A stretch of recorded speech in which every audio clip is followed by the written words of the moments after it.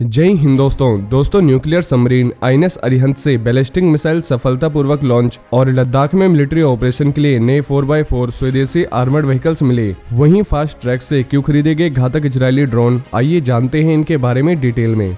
दोस्तों nuclear submarine INS Arihant से सफलतापूर्वक बैलिस्टिक मिसाइल लॉन्च की गई है। डिफेंस मंत्रालय के मुताबिक मिसाइल का आज यानी फ्राइडे को एक प्री डिटरमाइंड लिमिट तक टेस्ट किया गया। मिसाइल ने बंगाल की खाड़ी में टारगेट एरिया को हाई एक्यूरेसी के साथ बर्बाद किया है और ये टेस्ट सभी ऑपरेशनल और टेक्निकल पैरामीटर्स पर खरा उतरा है। डिफेंस मंत्रालय के मुताबिक आईएनएस अरिहंत द्वारा SLBM का सफल टेस्ट लॉन्च क्रू की योग्यता साबित करने और SLBM प्रोग्राम को तेजी से आगे बढ़ाने के लिए इम्पोर्टेंट है। दरअसल आईएनएस अरिहंत भारत की पहली और एकमात्र nuclear powered ballistic missile submarine है। अगर इसकी खासियतों की बात करें तो ये सबमरीन जमीन, हवा और समुद्र से न्यूक्लियर हमला करने की क्षमता रखती है। साथ ही आईएनएस अरिहंत देश को उन दुश्मनों से बचाता है जो भारत पर परमाणु हमला करने की ताकत रखते हैं।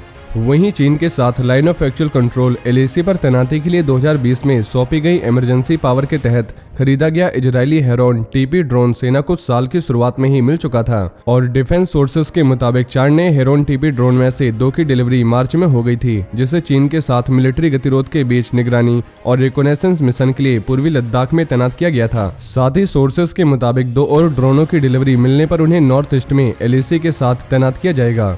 वहीं प्रोजेक्ट चीता नामक एक नई परियोजना के तहत उन्हें सटीक हमलों के लिए हवा से जमीन पर मार करने वाली मिसाइलों और लेजर गाइडेड वेपन से लैस किया जाएगा। दोस्तों आपको बता दें, भारत अमेरिका से 30 MQ-9B high altitude long endurance hello arm drone खरीदने का प्लान बना रहा है और कुल $3 बिलियन देकर तीनों सेनाओं के लिए 10 ड्रोन लिए जाएंगे।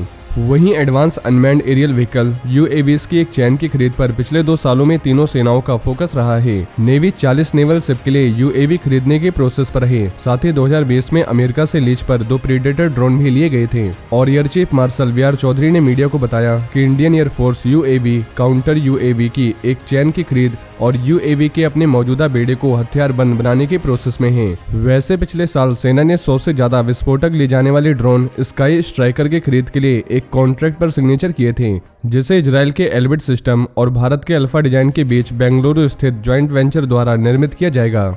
वहीं चीन से सटे लद्दाख के बॉर्डर एरिया में भारतीय सेना की ताकत और बढ़ गई है। लद्दाख सेक्टर में सेना की फायर एंड फ्यूरी कॉर्प्स को स्वदेश में निर्मित तेज स्पीड से चलने वाले टाटा QRFV आर्मर्ड व्हीकल्स मुहैया कराए गए हैं। लद्दाख सेक्टर में क्विक मिलिट्री ऑपरेशन में ये व्हीकल सक्षम होंगे। इन 4x4 आर्मर्ड व्हीकल्स को क्विक रिएक्शन फोर्स QRF में शामिल किया गया है और इन व्हीकल्स को भारत में निजी क्षेत्र की फर्मों ने बनाया है। दोस्तों 4x4 आर्मर्ड व्हीकल की पहली खेप जम्मू और कश्मीर और लद्दाख के लिए तैयार की गई है। ये व्हीकल कठिन और चुनौतीपूर्ण इलाकों में मिलिट्री क्षमताओं में इजाफा करेंगे और इन व्हीकल्स की जम्मू कश्मीर के लिए पहली खेप औपचारिक रूप से उधमपुर स्थित कमांड हेडक्वार्टर में मिली है। दोस्तों QRF सेना की खास यूनिट है और ये इमरजेंसी सिचुएशन में तेजी से मिलिट्री कार्रवाई करने में सक्षम है। और पूर्वी लद्दाख में बीते 2 सालों से चीन व भारत के बीच मिलिट्री गतिरोध कायम है। कुछ इलाकों से दोनों देशों की सेना हटा ली गई है, लेकिन कई क्षेत्रों को लेकर अब भी विवाद कायम है।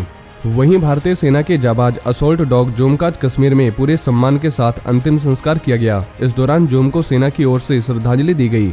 जोम को साइलेंट वॉरियर यानी सेना के डॉग्स ने भी श्रद्धांजलि दी। दोस्तों बता दें कि आतंकियों से मुठभेड़ के बाद जोम को 2 गोलियां लगी थी, जिसके बाद उसका कश्मीर के एडवांस फील्ड वेटरिनरी हॉस्पिटल में इलाज जारी था। जोम के थर्सडे सुबह तक ठीक होने के आसार दिखाई दे रहे थे, लेकिन अचानक दोपहर में 12 बजे उसने दम तोड़ दिया।